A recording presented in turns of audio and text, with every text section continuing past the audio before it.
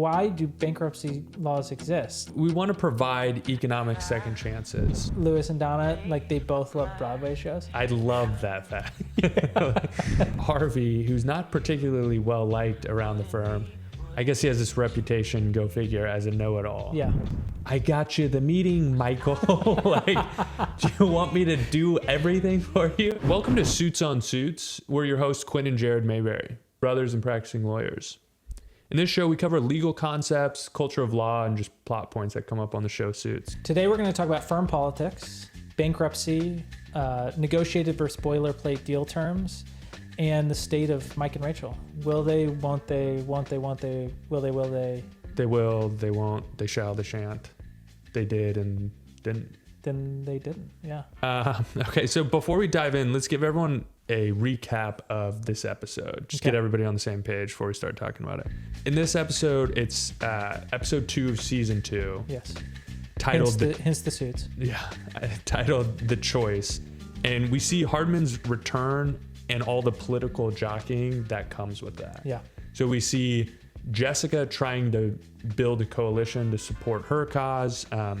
We see Lewis caught between two thrones here. More specifically, there's this plot line where Harvey is tasked with getting buy-in for Jessica's cause. Yeah. And he's supposed to support one of the bankruptcy partners. It's like a series of fiefdoms, and they're trying to get the bankruptcy fiefdom because he's already pissed off the real estate fiefdom. Yeah, it sounds like he's pissed off virtually every other department.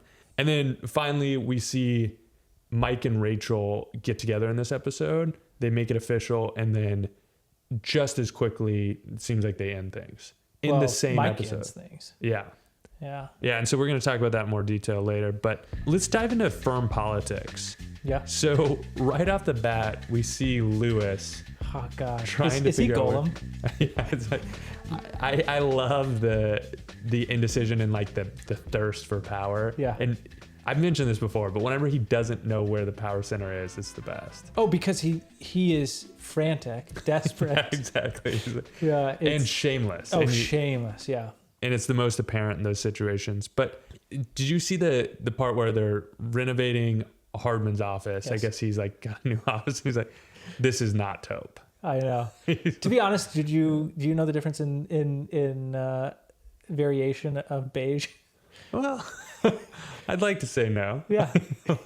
Actually, between the two of us, Quinn would most likely know that. Yeah. I don't think that's a badge of honor, but Okay. So I take it back. Yeah. Okay, Lewis.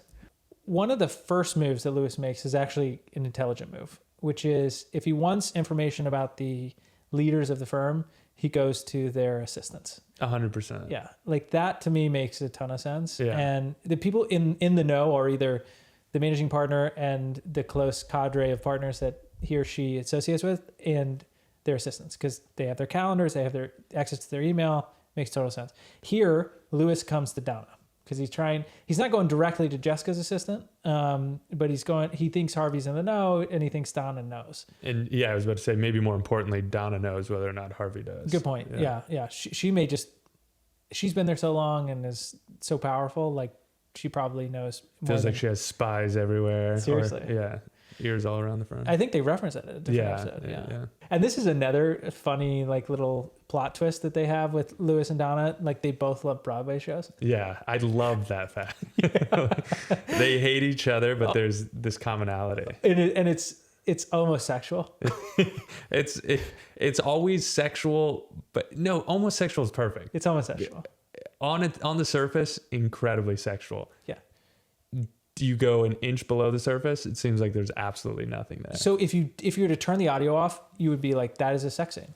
Exactly. It's like, but as soon as you turn the audio table and like flaunting. Yeah. But as soon as you turn the audio on, you have Lewis talking and it's a total buzzkill. So he flaunts the tickets to Donna and she holds off. She holds strong. She holds strong, but then she eventually caves. She does cave. So I just like that side of Donna. Yeah, exactly. But on the condition that Lewis never mentions that they went to the Broadway show together. Yeah, they went together. What do you make of that? Oh, it's hilarious. But so she trades a secret. Yes. I guess maybe more importantly, we see Lewis trying to decide or trying to figure out rather what his place in the firm is. Yeah. He meets with a recruiter for the first time. He references that Jessica says, I forget exactly, but something like of Lewis, lit, and nobody. Lewis or lit, nothing and nobody. Yeah, exactly. Lit, nothing and nobody. Hardman's coming back. He's having this really nice office renovated. We don't know, or rather Lewis doesn't know where he stands, and he's starting to look out. Do you think that makes sense that he's considering other options at this point? Yeah, totally. I think that's very, I read this episode as potentially a schism between the partnership, and I could see Harvey and Jessica leaving. I could see them sticking around and winning the battle against Hardman, but it's a very fractious situation. And the issue there is the only thing that kills a partnership is partners leaving. And so, and that's something I wanted to ask you about this episode was, somebody who has a lot of experience seeing, at your firm, the inner workings, but maybe equally importantly, you have a lot of friends who are at big law firms and seeing firm dynamics over a decade. What are some plausible ways this shakes out? So you started to mention some, but it's does the firm actually fracture sometimes in a situation like this? Is it, 20% of the firm leaves an important department? Mechanically, what are some ways this could play out? Yeah, I think, in a lot of ways, one, a division leaves. So Harvey and Jessica just leaves and they go to a different firm. They start their own firm. Pierce and Hardman maintains have less aggregate revenue, but also less to split it amongst. It could be the beginning of a tide of other people leaving because they think reality is that every partner wants to be compensated similarly to what they would make at their peer firms or better. And so if they think that Jessica and Harvey leaving is going to decrease their take home, they may say, I can take my business and put it in at a competitor or even, a firm that wouldn't be a competitor that's trying to start a practice area that I practice in. So I could totally see them leaving.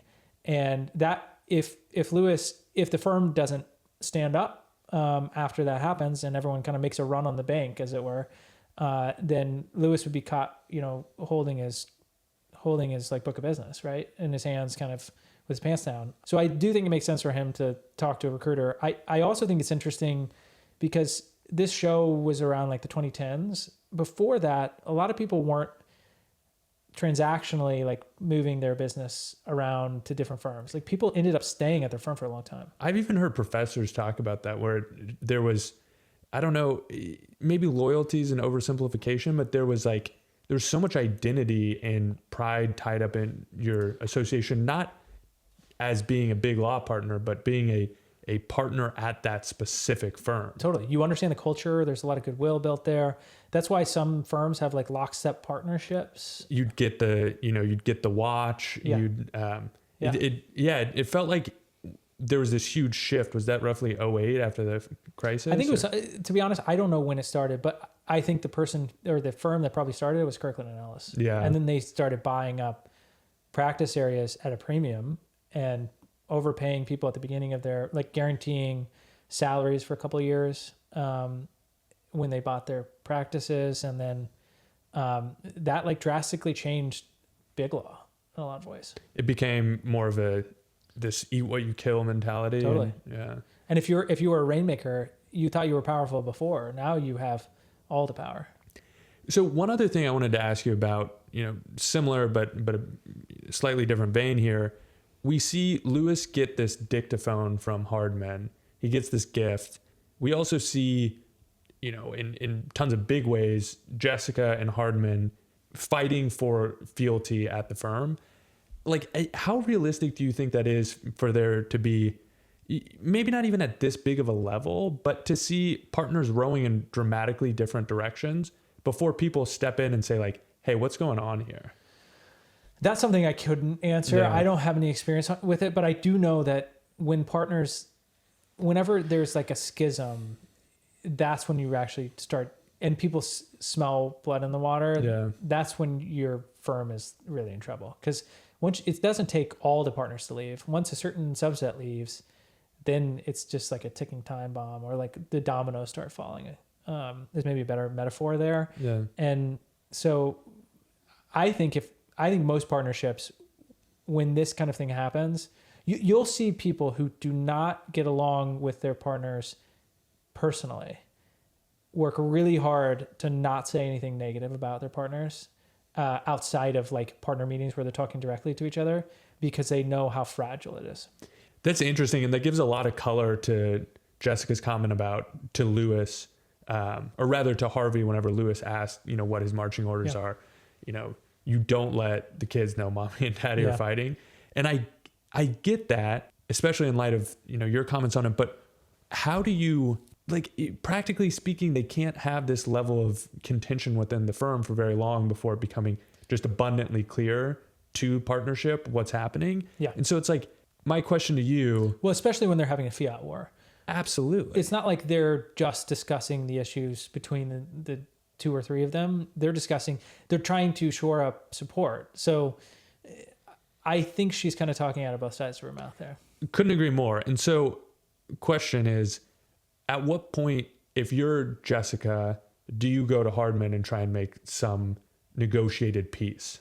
I think if I were her, and I'm not a partner, but if I were her, I would say she should have already known what her constituents are going to vote for. Are they going to vote for her? Are they going to vote for Hardman?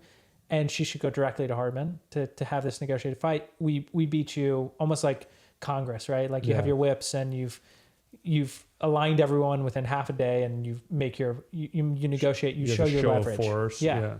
And at the same time, she should be figuring out what her exit strategy is, which is landing at another firm, or I think starting another firm. That requires like a year's worth of thought and exercise. So like there's just too much infrastructure required.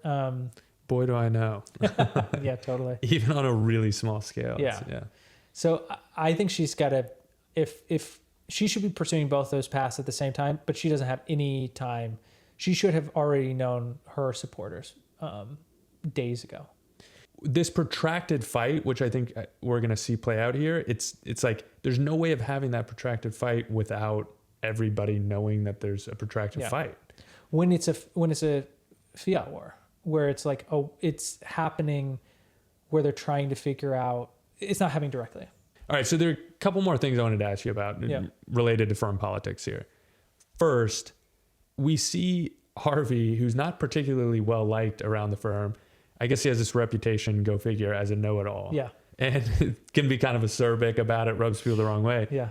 They just need to watch the show Suits. Yeah, exactly. It's like, they get it. They get it. But he's, a senior partner. Yep. He clearly has political power in the firm. Do you think that's realistic? Can you get to a position where you're so good at your job that you're successful in the firm despite not being very well liked? I think it's realistic, but I think it's much harder path. I've once heard a partner say, like, even if you're really pissed off, like, you're better off just biting the bullet or biding your time, because you never know whenever you're not going to be as powerful as you would like to be, and you're going to need to call in a favor.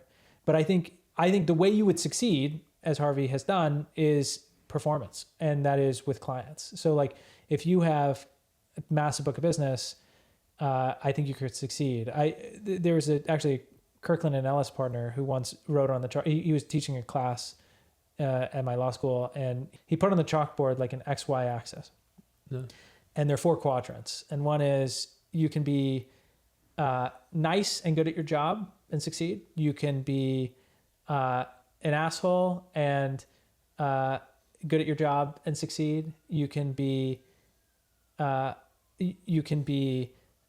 nice and maybe not quite good at your job. You may succeed. Yeah. And if you're an asshole and you're bad at your job, you're 100%. Yeah. So there is a path to be an asshole and be good at your job. Yeah. And I think you always bump up against having less power than you otherwise should based on your book of business. But you could succeed.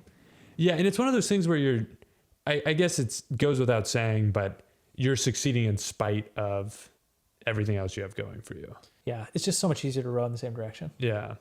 Last thing I wanted to ask you about firm politics. We see Harvey negotiate this deal that turns out to be really good for the client, or at least it's what the client wants, if nothing else. And Jessica tells him to kill it. Yeah. That's not what Paul wants, the bankruptcy partner, Mr. Bowtie. By the way, can you take somebody seriously if they're working in a big law firm? Don't do it. Don't do it. If you learn one thing from this podcast, do not wear a bow tie. If you're a professor, fine. Yes. If you're at a law firm, no bow tie. No bow tie. Don't do it. Okay, so Jessica tells him to kill the deal, tell the client he couldn't pull it off. He just needs to go through the bankruptcy with Paul, the bankruptcy partner. What do you do in Jessica's position here? Jessica's position or Harvey's? Either. I mean, I ask because I don't know. The reality is that your duty is to the client. So I think as soon as Harvey is looped in to the deal and he is asked to kind of run the process and he comes up with an alternative, yeah, he should run it by this senior partner on the deal. He should discuss it with him before he does it. But I think he has an obligation to tell him a better alternative. Now, here's the question. Was it a better alternative? That's exactly what I was about to ask. So it's, maybe this segues into our next topic here on bankruptcy, but there's this, stigma around declaring bankruptcy. It is this consequential thing, but often that comes with serious consequences. Nevertheless, it's oftentimes the best path forward, and it's massively underutilized. It's unbelievably underutilized. And it seems like the partner, Paul, bankruptcy partner, despite having some ego around this and wanting to work for bankruptcy, he thinks that it seems like, forget what he thinks. There's a real argument that it's too much risk to put up this personal guarantee. The personal guarantee changes everything. It changes everything. And so it's like his counsel that this is way too much risk. He should declare bankruptcy at this point. It seems like it's probably decent advice. Yeah, to be honest, it kind of feels like I'm getting Sarah Palin yelling Maverick vibes whenever I hear Harvey say, yeah, take the personal guarantee on a massive Manhattan skyscraper. Like, that seems nuts. Why do bankruptcy laws exist? I mean, why is it if you sign up to a contract that you owe money that you're able to get out of it? Yeah, I mean, so we want to provide economic second chances. That's for both the person who borrowed money, but also for the system at large. So good point. Getting people out of bankruptcy and putting them on a path to become like economically viable, net is generally speaking better for the system. You can't do it without any consequences. They'll have a massive impact on their credit history. It's going to be more expensive to borrow money in the future. That's all baked into the system, but allowing people to cut ties with a losing proposition and move forward, on balance is better for the system. I think that there's a deeper seated reason here, which is the moral reason of we just don't want to have debtors prison. Yeah. And there's no way to really enforce this to its logical conclusion without having either debtors prison or some form of involuntary servitude. Yeah. And so there has to be a way, again, with consequences, to press reset. I would guess, and I'm not certain of this, that at the time that bankruptcy was created, there was some kind of, it was more driven by the moral change or the societal change around the morals of having a debtor's prison.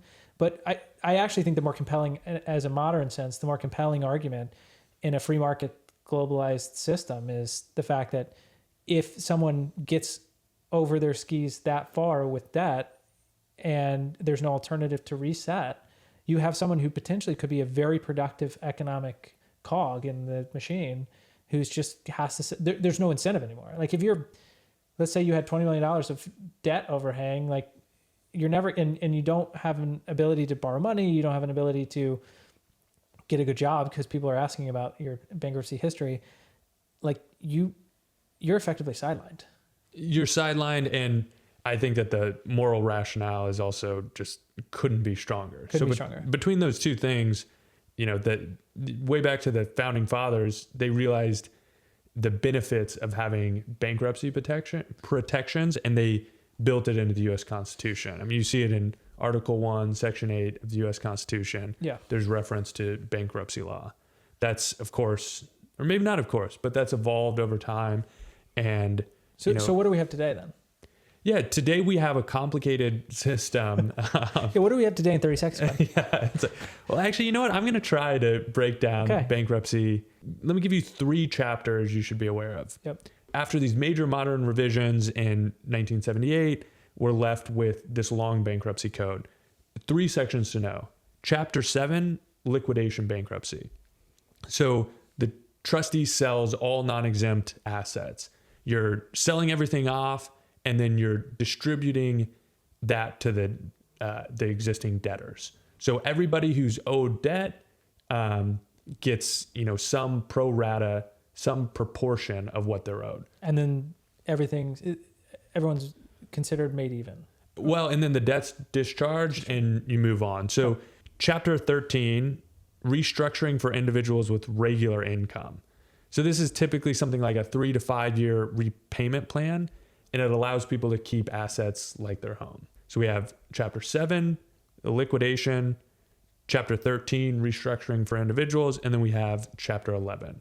It allows companies to restructure while continuing operations. It helps avoid the complete collapse of businesses. So to your earlier point about sidelining individuals, it's also, companies that are productive and incredibly profitable oftentimes will go underwater and incur more debt than they can pay off on the existing timelines. Yeah. We see that play out directly on this episode where Harvey goes to the bank and tries to renegotiate loan terms. Yep. So the difference here is, it would be a formal proceeding where you come up with a reorganization and repayment plans that allow these profitable companies to keep generating profits so that they, in fact, can pay at least some portion of their existing debt obligations, and both the debtor and the creditor end up in a better spot. Well, and all the suppliers of that organization, all the employees of that organization, all the customers of that organization. Exactly. It would be economically devastating for a large company to go under just for this reason. And so we saw like General Motors restructure in 2009. Like imagine a company like General Motors just completely going under. Everybody who works there is laid off. Tens of thousands, if not hundreds of thousands of They employees. just sell whatever assets they have and done. Yeah. I mean, one example of it being totally underutilized is this is an older study about 25 years ago, but it's probably the main study on this topic done by Michelle White. And I think it's titled, "Why Don't More Households File for Bankruptcy?" So kind of on the nose of the topic we're talking about. And in her analysis, about 1% at the time, about 1% of households filed for bankruptcy, but she calculated that at least 15% of households would have benefited from filing for bankruptcy, and even more so a higher percentage if they had kind of planned for filing ahead of time. And we're talking about a 15-fold difference between the usage rate and the optimal usage rate, which is kind of nuts if you think about it. So I guess maybe I'd be curious to hear what your thoughts are about why it's underutilized. Well, so something we've been harping on is there are very real consequences. Yeah. And as there should be, it's not a get out of jail free card. It's not like I declare bankruptcy, Michael Scott version. For all you Office fans. Yeah, exactly. It's so it's not that. You're going to have a hard time borrowing money in the future unless you're a very wealthy individual. But for most people, it makes borrowing more expensive, if not prohibitive altogether in certain situations. But I wonder how much of that is actually the case versus the shame associated with it. That's my driving force. Yeah, I think that's people associate it with failure, I think, oftentimes. Yeah. And the question, I guess, would be, what's the public sentiment around someone filing for bankruptcy versus the person's personal perception? And is there a delta there? Even if there is no delta, like even if their personal shame is exactly what society's shame is, maybe like who cares? Who gives a shit if that puts you in a better spot? I think it's underutilized. If you ask Liz Warren, it's 15-fold, obviously, massively underutilized. And the people who benefit from that shame are banks. They wouldn't care at all filing for bankruptcy. Yeah, that's too strong. Yeah, but the idea is right. It's like if it's economically efficient, a bank would file for bankruptcy. I would love to see somebody prove me wrong here in the comments, but I would bet you virtually any amount of money that large corporations and banks file either for liquidation or reorganization, Chapter 7 or Chapter 11 at rates that are much closer to the optimal rate than individuals. I would be shocked if that weren't the case. I totally agree. And frankly, talk about planning ahead. They're probably planning ahead. Their optimal rate is probably higher than it would ordinarily be because they have tons of lawyers and accountants thinking about, are we close to the zone? Does it make sense to move forward in that direction? And frankly, in a lot of ways, those large companies don't have the same, they don't get hamstrung by the lending market in the same way that an individual does. Like there are some more individuals probably have more punishment in the lending market if they have filed for bankruptcy than like a corporation does. I suspect that's right. And so it's, to be fair, there are rational reasons for that, where it's like an individual's behavior, it's harder to predict. Sure. It's going to be more idiosyncratic. Whereas these large organizations, people tend to give them the benefit of the doubt that they're going to be rational actors. And if there's a profit motive, they're going to row in this direction. You know, if they're able to repay it, they probably will, because it, in fact, will be more profitable for them, so on and so forth. But nevertheless, I think there's that huge delta in behavior between large corporations or even ultra wealthy individuals and, you know, people like you and me, everyday folks. And so to that point, we see Harvey trying to negotiate the terms of this debt. Yeah. In the episode. He goes to the bank twice. And there's that part where Lewis gets them the meeting at the bank, and that's part of what Lewis and Donna are negotiating. Right. And Mike says to Lewis, well, Lewis, turns out you didn't really help. They didn't change their position at all. Yeah. And Lewis says, I got you in, Michael. What, do you expect me to do everything? that felt so fair. I know. It's like, what more do you all you can ask for is an at bat. Agreed. If you want somebody to fucking swing the bat for you, like, get a different job. Well, buddy. why were you going there if he's going to do it anyway? Yeah, like 100%. So roundabout way of getting to the fact that there are these negotiated or renegotiated deal terms. Yeah. So for individuals like myself, for example, if I'm signing up for, an Adobe subscription, Yep. I'm agreeing to all the terms and I'm paying whatever price they ask. I'm either paying it or I'm not using the service. Yeah, I mean, frankly, you're probably clicking through a contract and saying accept without reading much of it. You're probably scrolling down through it. They call it a shrink wrap contract. Yeah, exactly. And you just, or a contract of adherence, you're taking or leaving what they're offering. These boilerplate terms, well, better yet, it's you're taking it or leaving it. Yeah. You see that as an individual, even for these enormous transactions, maybe the biggest you'll ever make in your life. Consider a mortgage, for example. There might be a tiny bit of wiggle room there around the actual percent that you're going to pay. Maybe, but even there, probably not. Yeah. You might see a little wiggle room if you compared, you did some price shopping, some other banks willing to offer slightly more competitive. They match a bank. They might match. Yeah. The events of default, the reps and warranties, like that's the bank's form. They're not changing that. All those deal terms, like, again, prove us wrong is the one exception out there, but those terms aren't changing. So the legal terms almost certainly aren't changing. Yes. Even the deal terms almost certainly aren't changing. Yeah. But if you're a large corporation and you're taking on debt, that's going to be negotiated. If you're buying a company as a large company, that's going to be negotiated. Yeah. What's that about? I think it's a couple things. I think it's one, it's a change in leverage. So as a large corporation, the bank may be looking to deploy large amounts of, like, for example, a loan. They may be looking to deploy large amounts of capital, and they can only do so to, like, I don't know, 100, 500 companies in the world that could actually absorb that much cash on a lending perspective. And with those larger deals, you also get the transaction costs of expensive lawyers and accountants makes more sense, right? Like I think it's economic efficiency and leverage. Yeah, that makes sense. So it's like, can you talk a little bit more about the transaction cost? What is that? Yeah, so negotiating the deal terms. So as you can imagine, a take it or leave it deal, they don't have to get super efficient. Yeah, they have their lawyers draft up one agreement, and it's used for hundreds, thousands of people. they never incur another dollar on the deal terms. And they don't have to talk to their tax accountants. They don't have to talk to their tax lawyers. They know how it's all going to play out because they designed it. If you start negotiating these terms, then it has to go to someone else, a lawyer most likely, to determine if they can take on that additional risk that's created by the change. It also delays the deal from happening. So like you're losing time to like the salesperson's time. So all of those things are considered transaction costs.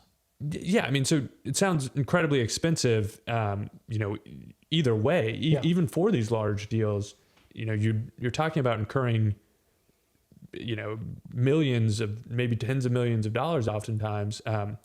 Why does that make sense in that setting? Yeah, I mean, I think the difference is on your, couple $100,000, a lawyer's rate not going to change really based on the size of the deal.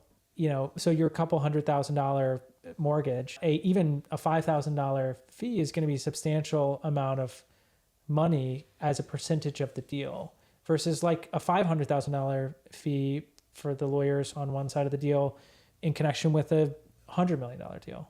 So it's really all about how much it like the cost as a percentage of the deal. So that brings us to the next point that you brought up here, which is leverage. So similarly, is it fair to think about leverage in terms of absolute profits versus profit margins here, where maybe even if the profit margins are smaller, the absolute profits are much larger on these big deals? A profit margin of, 50% on a $100,000 deal is a lot of money as it's a great return. But if you're someone who has to deploy $100 million to capital, that's a ton of little deals you'd have to do, which incur a lot of transaction costs versus saying I can put to work $100 million on one transaction. Actually, the economies of scale actually kind of work against you in some ways as a large bank deploying that kind of capital. And then so you have a situation where, never mind negotiating the legal terms of the deal terms and, the rate at which you're borrowing money, for example, can start to become more favorable. Totally. Just because there are, they have more leverage, I guess. Yeah, but repeat player, so you're constantly borrowing money. You can make less money on this deal knowing, hey, on this next deal, I'm going to give you better terms, but this deal, it only works if I get this rate. So knowing that this person's going to come back to the table, they may be willing to appease them on a 1 or 2 off basis in order to get 10 more deals. And so if you're someone who's if you do a bunch of transactions, that's a benefit. I also think, and this is how it kind of ties back to this episode, if you're in the middle of a potential bankruptcy, you have leverage, and maybe not in this episode, because the bank actually wants the asset, which is so rare. Most of the time, the bank doesn't want to operate real property or whatever business that they've lent to. They have nothing to do with that business, and they want to keep it that way. They make a ton of money just loaning money. Yeah, that is their core competency. Yep. They don't want to... They're not in real estate and running a construction project and managing that. Yeah, that would be a disaster if you saw that banker in their dark blue blazer walking down on the construction site. You don't want this guy running the job. No, he does not look good in a hard hat. Actually, he doesn't have a hard hat that would fit his head. Forget about my years as a solar installer. Oh, damn it. I'm wrong. But yeah, so you have leverage in the sense that they don't really want to default. They will. They absolutely will, and they'll make money on selling your assets. But if there is a path that you can show them where you can make them more money than they would had they defaulted, they are all ears. So before we move on, Jared, for the people who don't know, has done a ton of transactional work. Have you seen this play out in real terms? Like, give me an example or two if you have them. I don't have a specific example, but I would say maybe a better kind of general high-level example is almost every company that I've worked with that has taken venture debt has renegotiated the deal terms with the bank at some point during the lifespan. Oh, really? Yeah. To that extent, you'd say almost every. They will have some... I've worked in venture a tiny bit, and I had no idea. Yeah, during some point of that life cycle, they will have some conversation with the bank about does this deal term make sense? Does it not make sense? I would say in a very frothy economic environment with very low interest rates, maybe fewer, but I would say most of them have renegotiated to some degree what the deal terms are, extending the maturity date, even changing the interest rate. There's a million ways that they do it, but for sure. That's interesting. So we're talking about this, largely the examples we're giving here are in the context of lending. Yeah. You see form documents all the time in lending agreements. Do you have any other examples of more bespoke transaction? An acquisition tends to be, every deal is unique, right? The reason for the deal, the structuring of the deal, often driven by tax, is going to be different based on the facts and circumstances on the ground. So people are they start with precedent, but they're really kind of building out a deal on its own terms. So I would say acquisitions is probably the furthest along that spectrum, opposite, bank form documents. Yeah. And so in acquisitions, I mean, would it be common for big companies to use the leverage we were discussing to kind of set terms contra small companies? Yeah. So even though these deals are like super bespoke, larger public companies that have big war chests of cash or, very appealing stock that they're going to issue in connection with the acquisition, will oftentimes, despite the fact that it's bespoke, they may say, we have a form that pushes all risks to the selling company and you're just going to have to accept it. We will write you a very big, pretty number so that everyone feels good about the exit value of your company, but we are not going to take an ounce of risk. And so they're going to negotiate the deal for sure. Yeah. But for the most part, they're going to say, there's no room here. Yeah. So we're talking about this in terms of leverage here. And, oftentimes the larger entity is going to have more leverage than the smaller one.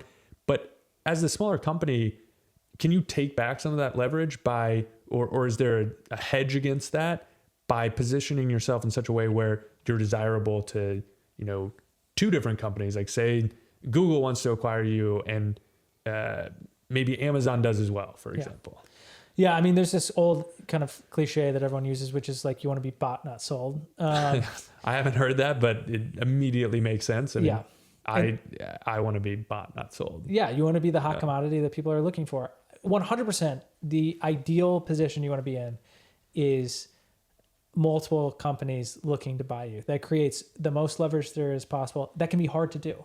I think one of the ways people do that is to see the strategic value in the various companies that are out there and create warm relationships early. That makes a ton of sense. So speaking of being bought, not sold, let's talk about Mike and Rachel. Oh God, this was the fun part, I guess.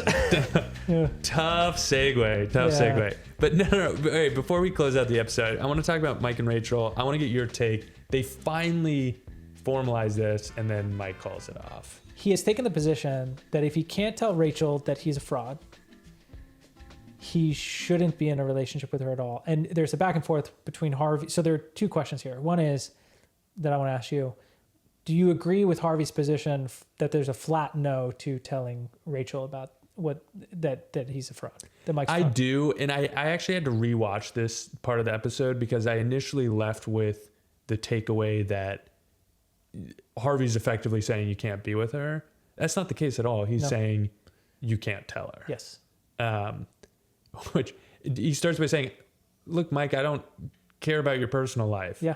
And Mike insists on telling him this is why he needs to talk about it. And he's not saying, Mike you can't. So needy.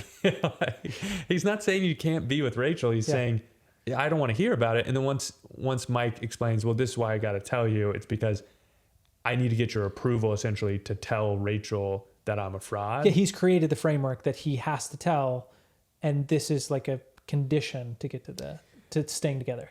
He can't. Yeah. Like, let's set aside the fact that there's no world in which I would be able to stand upright under the weight of this fraud. Yeah. If I'm Mike, like just set that aside for a second. If you're willing to go about life in that way, like, no, of course you can't tell her. No way. There's I mean, no what way. do you think? There's no way. The quickest way to getting caught is to telling your friends. To telling your friends, and then like more importantly, like a notoriously volatile relationship is like an early stage romantic relationship, right? It's like Harvey says as much. Whenever you inevitably fuck something up in a couple of weeks, you don't know what she's gonna do. He doesn't even say she's gonna run and tell somebody. You just don't know. Yeah, I mean, to your point, I couldn't withstand the weight of this. It's not who I am or who I want to be, but there's no We're good way. guys. We're trying to get that in there. In case you're wondering, I'm a really, really good guy. No, I'd be sweating bullets. There's at no every way. turn. But yeah, agreed. But there, okay, so Quinn's a wuss and wouldn't be able to do it, but I could totally do it. And me, as a person who could totally do it, would say, no way you're going to tell anybody. No way. There's no way. Why would you? Yeah, to your point, it's totally risky. It's a risk you shouldn't take. Not going to happen. Now, second phase of this is, do you think you could stay with Rachel with her not knowing, I guess, your origin story? I feel like I'm going to get a lot of heat for this. I think I could imagine a way. Yeah. Yeah, I absolutely could. Is that the decision I would make at the end of the day, accepting the fact that I was willing to, live life as a fraud? I don't think so, but it doesn't feel like a huge stretch. It's like you're Victoria earmuffs. Yeah, exactly. No, I think that's one of those things where it's like, I guess it's such a big lie that it leads to a bunch of other little lies, and then there's no like foundation of trust. Typical neurotic Quinn. Tries to stand on his own 2 feet strongly in a very strongly in a powerful position, and then he winnows himself down. That's bullshit. That's unsubstantiated. No, I can't do it. Yeah. So ultimately, Quinn can't do it. The answer is I don't think I can do it, but let me just make a quick argument for why I think it's plausible.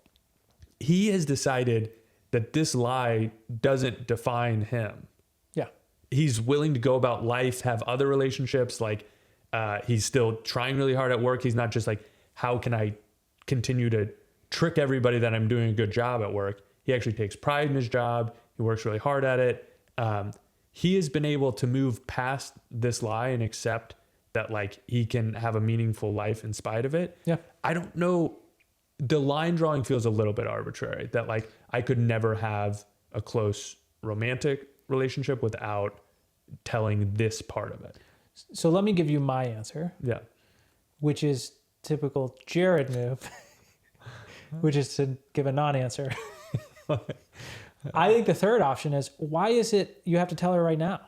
Why isn't it you? I think if you were to ever get serious and marry her or whatever, yeah, you should probably tell her. If you guys were in a very committed relationship and full trust there, and you moving in together, I don't know when the line is drawn, but why is it right now that you have to tell her? I think that's a great point. Jared's move worked. Yeah. Well, I thought about that too. And I think here's the reason I think Mike can't do it, because it's built upon a lie. Rachel's expressed that she really cares about, honesty and trust. And so does every person on the face of this earth, Quinn. Literally everybody. I know, but so, okay. Set aside Rachel's crazy desire for trust and honesty. Can we please talk about this wild idea that Rachel has come up with? Set aside the fact that Rachel's crazy and wants to trust the person she's dating. I think that's a hard one to come back from. I think it is such a big, but it's such worth a the big risk. lie. I don't know if it is. It's All such right, so I think we disagree, because I think you get like whatever, let's just arbitrarily call it 2 years into a relationship, and then the person has like trust issues for the rest of the relationship. They're like, what?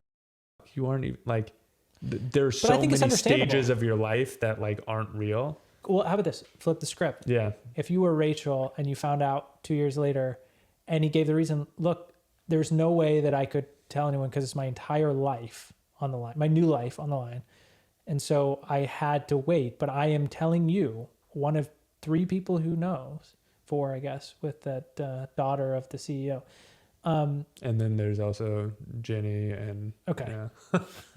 My math's off. You're one of 18 people. Boy math. Boy math is associated with lying. Jesus. No, so No, okay. I get your point, and I think I am of two minds.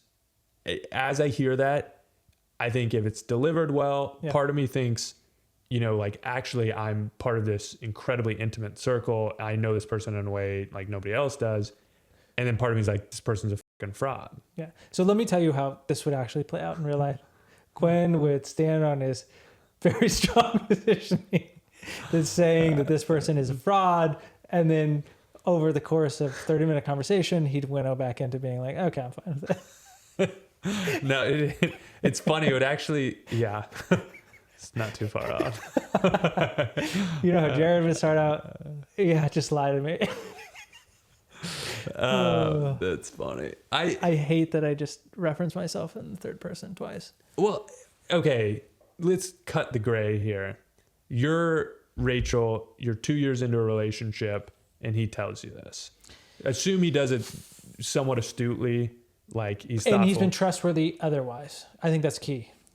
Except for all of the small lies that he's also been telling in conjunction with this. Like, No, she no, asked but about like your time in Boston, and he creates some like bullshit backstory. Yeah, yikes, that would be hard. Yeah, so that's what I'm saying. Is The accumulation of lies. makes yeah, it hard. exactly. Yeah, you're right. So he's like trustworthy otherwise, except for the dozens of other lies. But okay, I think if the person were otherwise trustworthy, Setting aside the dozens of other lies. dozens of other lies that are tied to the one lie. Yeah. No, there's no way. You just. I think I'm yeah. too spooked at that point. You're like, whoa. Damn, did I just didn't- come around saying I agree with whiny Mike? I think I'm too spooked. You're just like, whoa, this person. But selfishly, I kind of feel like I would believe that I could overcome it with the truth if I were Mike. Like, tell me so cutting through the lies or cutting through the gray. I think you're right. Rachel's never going to forgive him. But if you're Rachel, if you're Mike, selfishly, you want to believe that it's possible. Yeah, exactly. Like, well, of course I can't tell her now, but give it a couple of years. Yeah. Do they end up back together before we close out? With this framing, I think the answer is no. It would take a logical inconsistency. What could have been? Do you think? What about you? I just refuse to believe that this is the end of the world they want. Yeah. It's probably not that interesting to everybody who's already like seen the show, but I want to see how it plays out. It's got to come back. Well, I think that's season 2, episode 2 of Suits on Suits. Yeah, like, subscribe, and most importantly, like, leave us some comments. Reach out. Let us know what you want to see more of, less of. We'd love to hear from you all who are watching, and we'll see you next week. See you next week. All right, see you then.